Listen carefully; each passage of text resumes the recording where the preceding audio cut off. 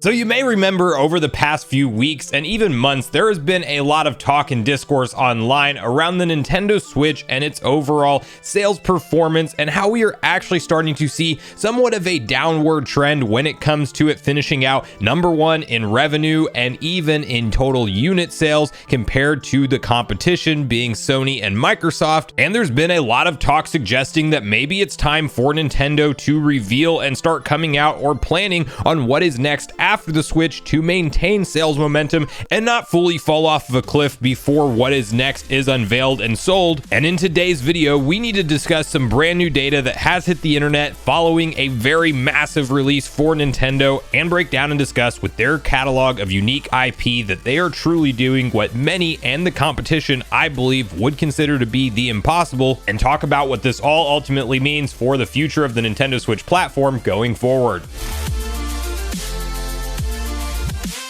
What's up, Nation? If it's your first time on the channel, make sure you join Sunbro Nation by subscribing below. Hit the like button on this video if you enjoy it today, and make sure you turn on your bell notification icon so you're kept up to date with all the newest gaming news. As mentioned, guys, today we are discussing where the Nintendo Switch is at in its life cycle. And yes, I've made videos on the channel referencing this before, when the topic was really spun in a different way around the hardware finally losing that top spot month in and month out that we've historically seen the Switch hold throughout its life cycle, only ever typically being beaten by consoles like the PlayStation 5 in total revenue, but you would still see the Switch outperform it in units. And there was actually a couple months where we saw the Switch finish last behind Xbox and behind PlayStation in units and dollar sales, and that seemed to set off a lot of red flags amongst Nintendo fans, and myself included, in the sense that yes, I do believe that when you look at this console objectively, as we get close to its full 6th year of being available and sold on the market,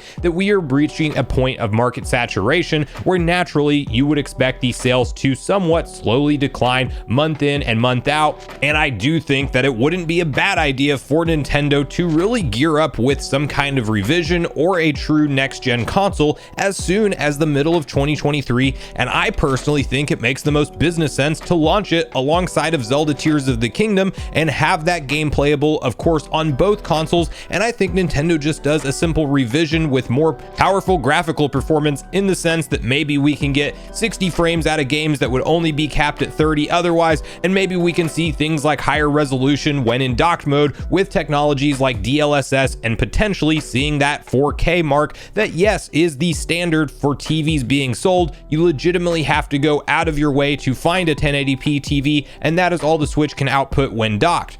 Now, regardless of whether or not you personally want to see more powerful Switch hardware anytime soon, or if you think what we have right now is more than enough, there was also a very interesting launch that happened that I personally had my eyes on, and I know a lot of people did out there as well, which is Pokemon Scarlet and Violet. And one of the big question marks around these games and their launch is, would this translate into more hardware sales for Nintendo? And yes, there is a ton of discourse and talk around how these games run and perform. They are very fun games. I am absolutely getting the hook set in for me personally, and I find myself playing hours and hours not being able to set it down. They literally did a lot right for the series, but yes, they do have their flaws, and some of them are very jarring. And I personally do believe it is at a state that I would consider to be unacceptable for a $60 release. While the games are fun and do a lot right, Game Freak absolutely did not take the time to optimize these titles to an acceptable level. And while the Switch could use more powerful hardware, that's not the root cause here. These are just plain out unfinished games, and it could have been due to the timeline of release or a lot of different things,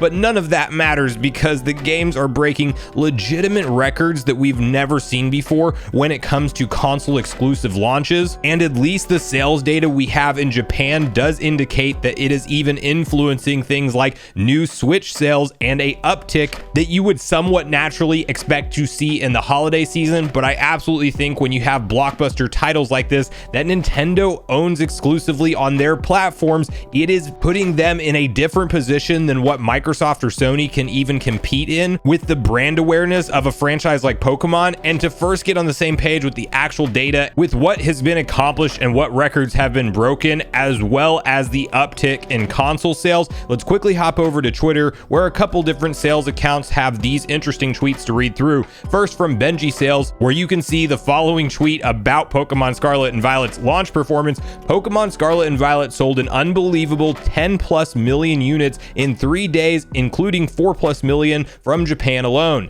Biggest Pokemon launch ever, biggest Switch launch ever, biggest Nintendo launch ever, biggest console exclusive launch of all time. There has never been a game ever released for any platform as an exclusive that has sold more than this. We are literally looking at the biggest exclusive launch of all time. Insanity.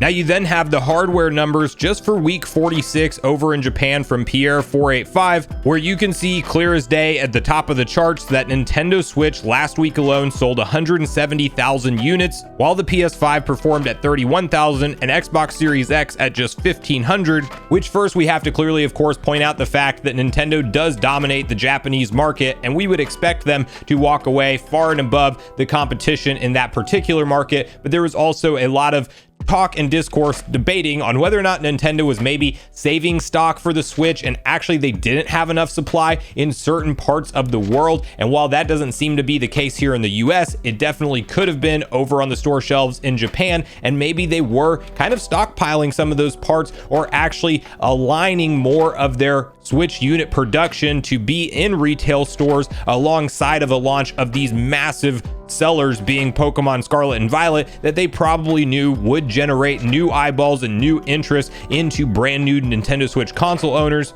And it is honestly, just in my personal opinion, crazy when you look at this objectively and see the kind of momentum that they have with the kind of library of IPs that they have in their catalog. That is what makes Nintendo so unique and valuable. Whether or not you want more powerful hardware and whether or not we get that, all of that is irrelevant if Nintendo can actually continue to perform with the same Tegra X1 that was originally built in 2015 and sold in the Switch in 2017. And if they continue to have dominating sales numbers month in and month out, they may fall off from Sony and Microsoft. My personal opinion is still that as Microsoft and Sony ramp up production of PS5 and Series X and S, that yes, naturally you would expect them to take the lead because those are way newer consoles. They came out in the end of 2020 and they haven't really even met demand, as far as the people looking to get one have not been able to easily find one. So they still have a large untapped user base out there that they are going to sell to. And I do think that we see a lot of months from here on out where Nintendo Switch is not necessarily taking the crown in total unit sales, and definitely not total revenue sales.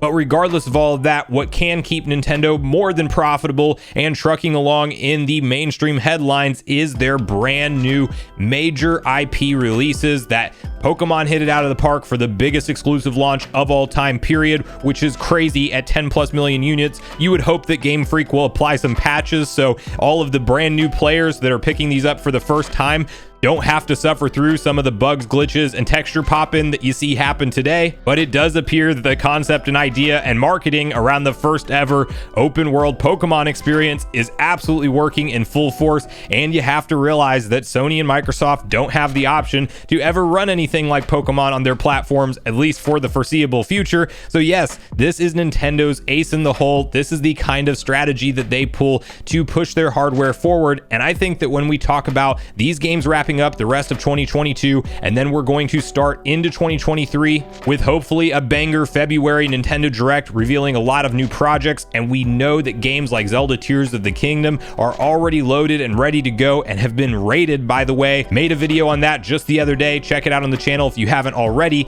But yes, if they can stack 2023 with multiple quality first-party Nintendo releases that can only be played on Switch, I think they continue to make forward sales momentum with the current hardware, regardless of the performance of some of the games. And at that point, it will ultimately just be up to Nintendo on when they think it is the right time to pull back the curtain on what is next. I'm personally still pulling for 2023, but we may ride this thing through until 2024 if sales don't dive off or drop off of a cliff anytime soon. Although I don't think Nintendo should wait too long, because when you talk about 7 and 8 years with the same exact hardware, you do run into a real bottleneck of what games are even possible on the platform anymore. So I want to hear from you guys at this point in the video on all your personal thoughts and opinions around this sales performance of Pokemon Scarlet and Violet, it being already in the 10+ million club and the fastest exclusive seller ever, period. And do you think that this does indeed translate to big upticks in Nintendo Switch unit sales all around the globe? Or do you think this was a unique week in Japan because of PS5s and Series X's not being readily available and in stock, and due to it just being this time of year with all of the sales and deals going on, that's maybe what led to more console sales?